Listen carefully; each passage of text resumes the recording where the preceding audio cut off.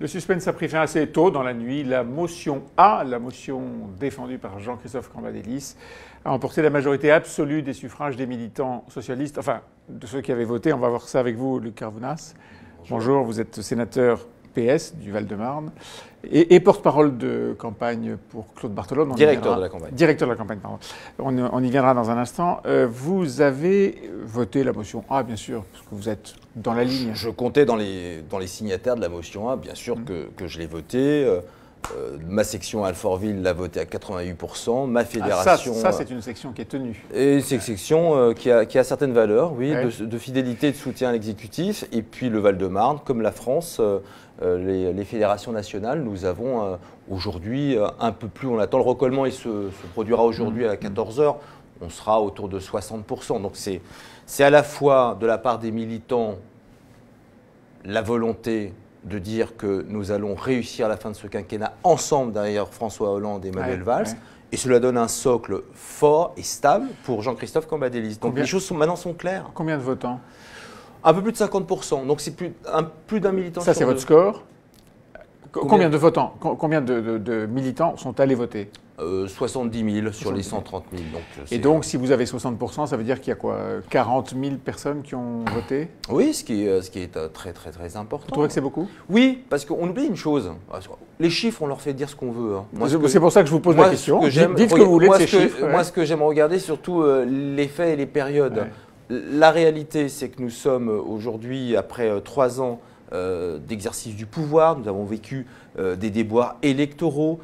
Pour autant, il y a une mobilisation qui est la même qu'il y a 3 ans au Congrès de Toulouse, que nous étions au début de ce quinquennat.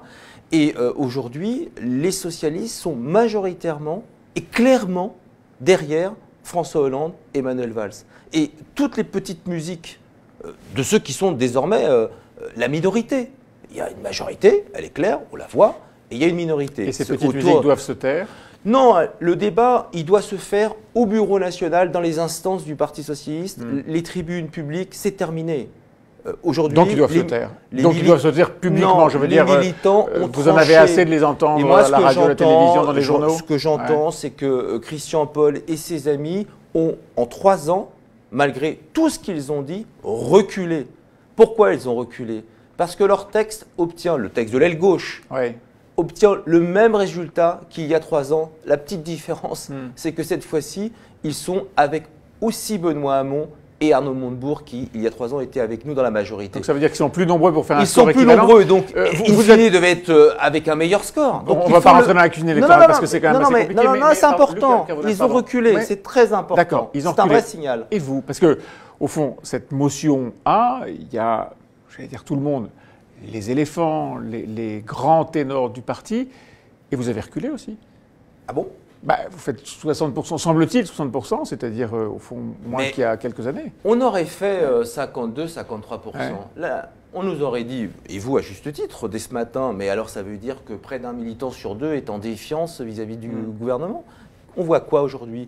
Après tous les débats, et encore récemment sur la réforme du collège, on voit juste un signal fort des militants socialistes qui ont envie que les choses, d'ici 2017, se déroulent comme elles doivent être organisées derrière cette politique que nous menons.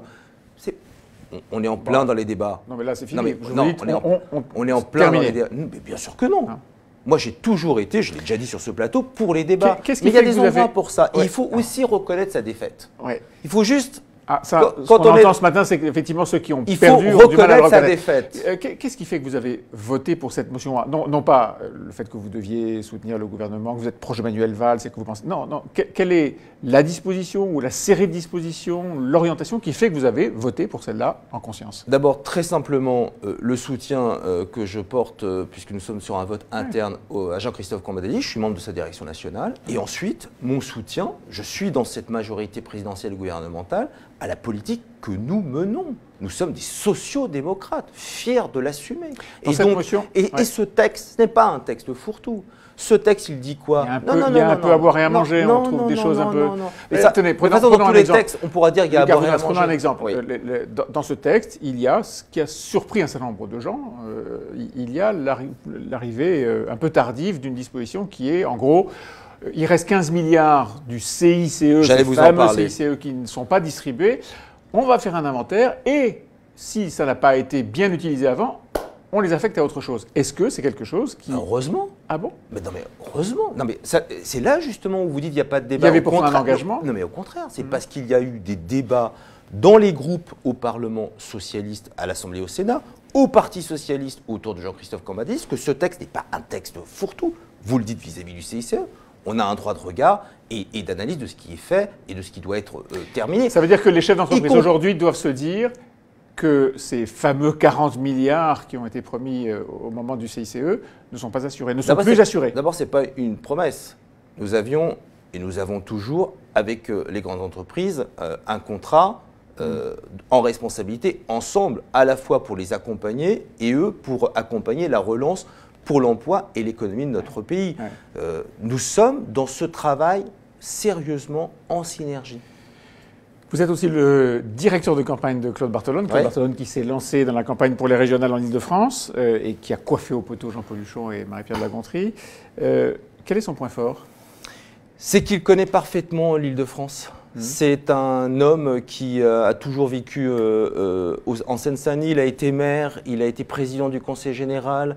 Il a, comme moi, comme beaucoup d'autres, chevillé au corps cette identité francilienne. Et donc, il aura, avec l'équipe qui va l'entourer, le projet que nous allons porter, les socialistes, et j'espère toute la gauche rassemblée au premier et au deuxième tour, pour que le 13 décembre, la région reste à gauche. Deuxième tour que nous puissions dire clairement ce que nous voulons sur des sujets extrêmement importants. Vous savez, il ne suffit pas pour Valérie Pécresse de prendre une pelle et un sac. En plus, bonjour, l'image quand elle dit « les femmes, c'est fait pour le ménage ».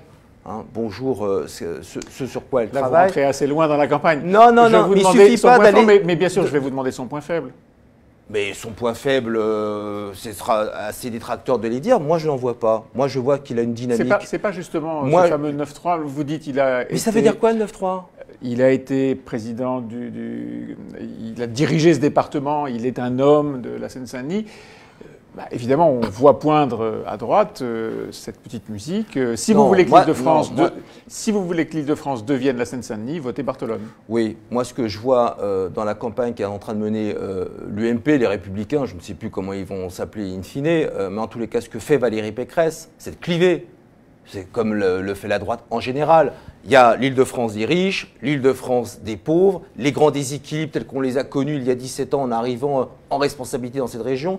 Sauf qu'aujourd'hui, les Franciliennes et les Franciliens voient et comprennent ce que veut dire d'être dans cette grande région. Mais vous n'avez pas répondu à ma question. Est-ce que c'est un inconvénient d'être celui qui a fait du 9-3 ce qu'est le 9-3 aujourd'hui, c'est-à-dire un département extrêmement endetté, où il y a un taux de chômage énorme et qui n'est pas le département rêvé de la région de France. Je suppose que vous voulez dire un département